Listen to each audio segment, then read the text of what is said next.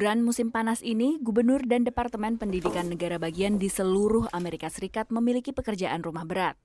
Mereka harus menentukan kesiapan pembukaan kembali sekolah untuk tahun ajaran musim gugur mendatang yang dimulai pada September. Awal Juli, Presiden AS Donald Trump dan Menteri Pendidikan AS Betsy DeVos menuntut sekolah untuk beroperasi tatap muka penuh pada tahun ajaran mendatang. Tuntutan ini ditentang Asosiasi Pengajar. And I want Donald Trump to sit in the back of my class of 39 and breathe their air. I want him to sit there for 7 hours, 5 days a week, and have those kids cough and sneeze on him. Epidemiolog menekankan pentingnya peninjauan khusus berdasarkan wilayah. In communities where the case numbers are rapidly increasing, it may not be possible to safely reopen schools until disease transmission is lowered. We can't stress that enough. Untuk sementara, 40 negara bagian memberikan kewenangan kepada masing-masing distrik sekolah untuk menentukan pembukaan kembali sekolahnya. 5 negara bagian memutuskan untuk membuka untuk kelas tatap muka dan 5 lainnya kelas hybrid, tatap muka dan online. Jajak pendapat Reuters Ipsos menunjukkan hanya 1 dari 4 orang tua di Amerika Serikat yang merasa aman jika sekolah dibuka kembali pada tahun ajaran mendatang. Dengan lebih dari separuh pendukung Partai Republik merasa aman dan hanya 10% dari pendukung Partai Demokrat yang merasa aman.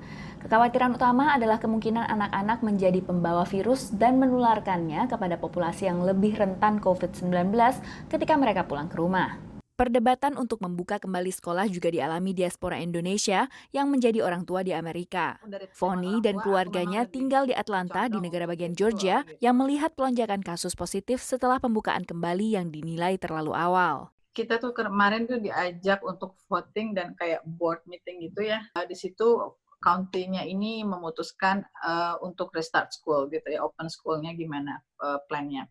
Tapi anyway, walaupun itu sudah diumumkan seperti itu, pasti ada kemungkinan perubahan lagi, either akan dibikin full virtual, karena dilihat dari kondisinya di sini. Sementara di daerah Seattle, negara bagian Washington, keputusan pembukaan kembali sekolah diserahkan kepada orang tua. Kita lihat 3 bulan, mungkin 3 bulan ini, dengan survei, dengan anak-anak, tapi kelihatannya orang tua termasuk concern juga dengan adanya itu. Kita nggak sesuai dengan sekolah, mungkin kita dikasih kebebasan juga ya untuk milih mungkin full time homeschooling misalnya gitu ya. Bagi orang tua dengan anak yang berusia lebih muda, kedisiplinan anak jadi masalah utama. Anak-anak kalau kita ke toko aja semua ambil dipegang, nanti habis itu harus kita harus ngeliatin kan, jangan sampai megang muka kan, sama juga bohong ya. Kalau mes udah otomatis, kalau keluar langsung Sebagai imigran, ada tantangan tersendiri mendampingi anak-anak mereka bersekolah dari rumah. Gimana pun aku bukan native speaker gitu. Jadi kadang-kadang kalau ada term-term mereka kayak art language atau apa, apaan ini mama nggak tahu gitu ya. Jadi ya udah. Tapi insya Allah, alhamdulillah pasti anak-anak cari tahu gitu sendiri. I think that's a good thing juga sih. Asosiasi Pengawas Sekolah AS memperkirakan butuh dana sedikitnya 1,7 juta dolar Amerika untuk pembukaan kembali 1 distrik sekolah dengan 3.600 siswa. Pembengkakan dana ini digunakan untuk memperbanyak armada bus sekolah dan penyediaan sarana disinfektan di sekolah. Dari Washington DC, Virginia Gunawan dan tim VOA.